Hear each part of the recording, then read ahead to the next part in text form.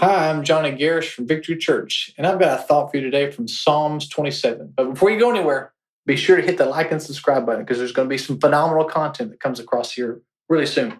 So Psalms 27, I actually want to look at just 4 words. The last 4 words in verse number 1 simply says this: shall I be afraid? Question mark. Shall I be afraid? Well, you're going to have to stick around for the whole video to find out.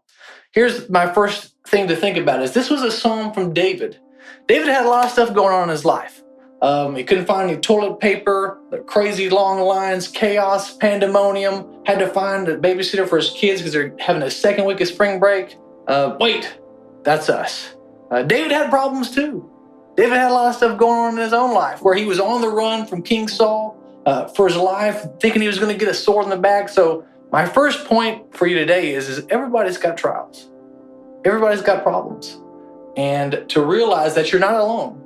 Maybe you're bearing some burdens. And honestly, before all this stuff going on in the world today with all the coronavirus, honestly, so many people have had so many burdens already. Maybe you just lost your job, lost a loved one, situations, you got a bad health report from the doctor. Whatever it is, realize that everybody's got problems and trials that they go through. And that you're not alone is the first thing to realize. Point number 2, what do you do about it? What should we do about it? Allow those fears and anxieties, that pandemonium to make us make rash decisions where we go to the guy I saw at HEB who's got 7 stacks of toilet paper. It's like, dude, you can't even use all that in a year. Maybe you sell on the black market. I don't know. But no, are we going to allow all this stuff and these weights and burdens to make us make rash decisions? What should we do? Well, in Psalms 27 and verse 8, here's what David did. It says, when you said, seek my face, my heart said, Lord, your face I will seek. So what we really should be doing with all this stuff going on, no matter what trial you're going through, you should seek the face of God. Let's seek God through all these problems. Let's ask, Lord, I'm listening to you. Because here's David in the middle of these trials. Here's David with all this stuff going on, writing all these things down and just expressing himself to God. He's writing this in the middle of a trial. And he's hearing God saying, hey, come talk with me. Hey, come spend some time with me. And so no matter what trial you're in right now, realize, hey, God's just giving you that nudge. Hey, let's come talk. Come lay these burdens down. That's the way we should really respond in these situations. Let's seek the face of God. And the last point I have is, how should we do that? How should we seek the face of God? We should do it by repositioning God in our life and humbling ourselves before Him. It's a common thing that Jesus even teaching us how to pray in the New Testament. He says, our Father who art in heaven, hallowed be thy name.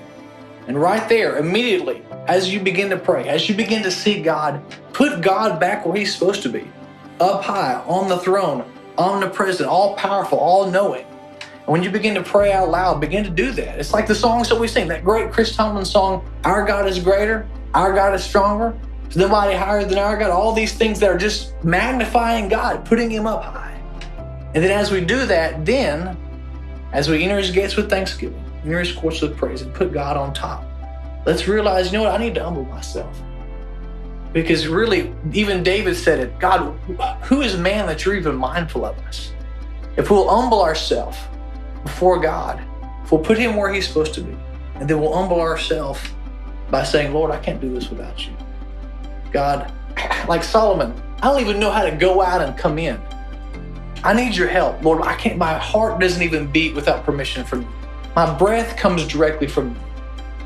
If we will reposition God where He's supposed to be, and us humbling ourselves before Him, then we'll find ourselves back and answer that question at the very first verse. Shall I be afraid?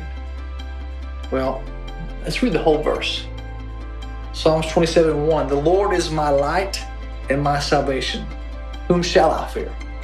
The Lord is the strength of my life. Of whom shall I be afraid? So there, David has done that in the midst of his trial. He sought God. And he's repositioned God back in the place He's supposed to be. And that's my challenge to you today. Is as you maybe turn off this video, I would challenge you, begin to talk to God, first of all, by putting Him back where He's supposed to be. and then humbling yourself, whether you're in your house. I would even challenge you, even the next time you pray where you're alone in your closet, just begin to pray and even prostrate yourself on the floor. Just put yourself completely on the floor and say, Lord God, I'm so small. You're so great. I need you completely, desperately. I challenge you to do that as you pray. Just put God where he's supposed to be. If you'll do that, there's nothing we should fear.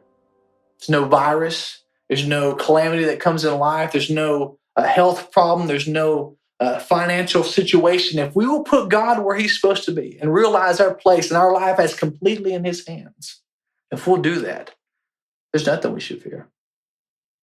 So I challenge you to do that today. God bless.